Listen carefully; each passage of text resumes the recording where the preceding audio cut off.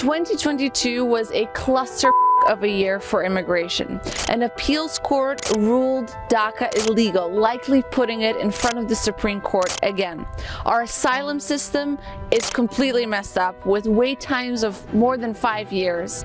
President Biden continued Title 42, a restrictive border policy instituted by President Trump that restricts a lot of people to come in and specifically focused on Black Haitian migrants.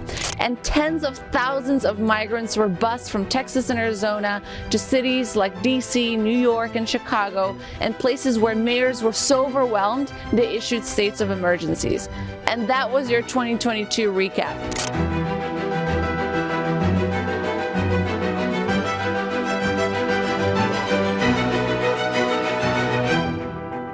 And 2023 doesn't look much better.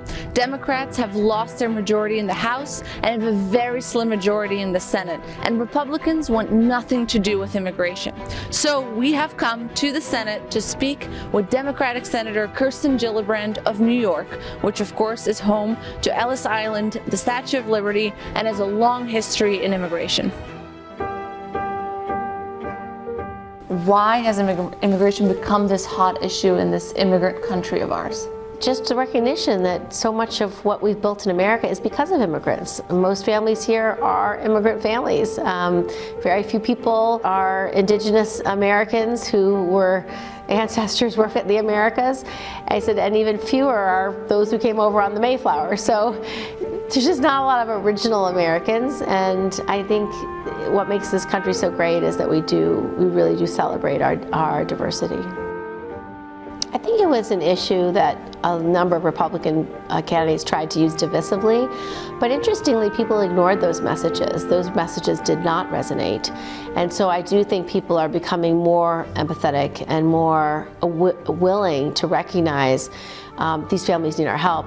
Second, we're coming out of a pandemic where for over 2.5 years, the economy largely shut down, and a lot of people didn't go back to the same work they did before the pandemic. They made life choices about what industries they wanted to work in, what they wanted their life to be like. And we need immigrant workers. We need people to just continue to serve in industries that we don't have enough workers. We don't have enough workers in tourism, in the hotel industry, the food industry. We don't have enough workers in agriculture. We don't have enough workers in specialists who are doctors. Like, we just don't have all the workers we need. Our healthcare frontline workers, they're exhausted. We need more nurses and doctors. And so these are just ways that if you had more robust immigration, then talented people from around the globe could come here and help these industries thrive. And a lot of activists and pro-immigration activists were very optimistic when Biden took office, but they've sort of become very pessimistic after a while. And now, especially with losing the House, a small majority in the Senate, what is possible to get done in the next 2 years? I think that the issues may be around children, around legal services. I have a bill to create an immigration court system, to actually have a unique court system just for these immigration cases, which would create more opportunity for these asylum cases to be heard immediately, as opposed to a year from the time they're filed or 2 years from the time they're filed. So more efficient justice and more timely justice. I'm optimistic that those kind of ideas can be bipartisan. What's your biggest fear when it comes to immigration? The demonization and the racism. We've seen a rise in hate crimes against Asian Americans. We've seen a rise in hate crimes against Jewish people. A lot of anti-Semitism, a lot of racism, a lot of bigotry, homophobia. It's just, hate has risen. And so my biggest fear is that we don't arrest that and stop it. Like, we really have to go after the white supremacy groups. We have to designate them as domestic terrorists, and we have to actually prosecute them. That's the most dangerous thing, if more people veer towards that type of racism and that type of white supremacy. 2023, give us highlights. What's your crystal ball say?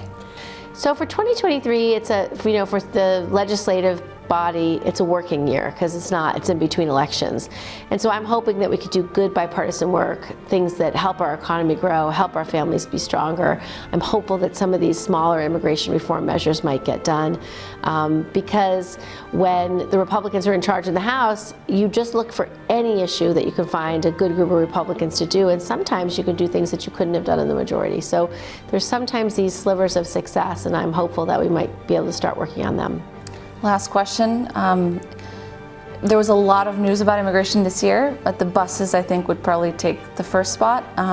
You're the senator from New York. There was a lot of migrants that came to New York City. Tell us about that. Well, I think it was a very cynical move by the governors of Texas and Florida to dehumanize migrants and to just say they could bus them to wealthy places.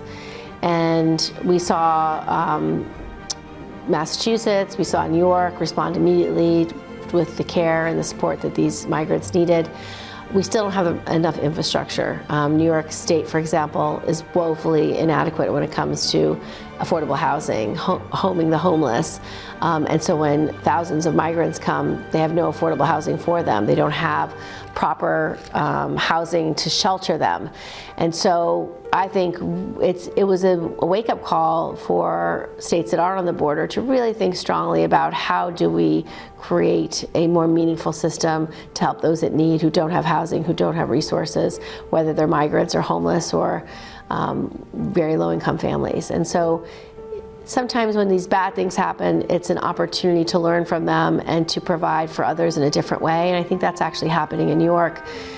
There's much more of a push now for a dramatic increase in affordable housing and figuring out how to meet emergencies like a busload of migrants arriving more effectively.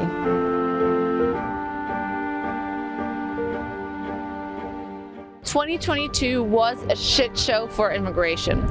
And even though our lawmakers can't or won't do anything, you still can. To learn more about this as well as many other immigration-related topics, follow us on social media @ImmigrantFood. Sign up for our newsletter where each week we send you 5 ways that you can make a difference. And join us inside the restaurants to stay #United at the table. See you guys next year for the new issue.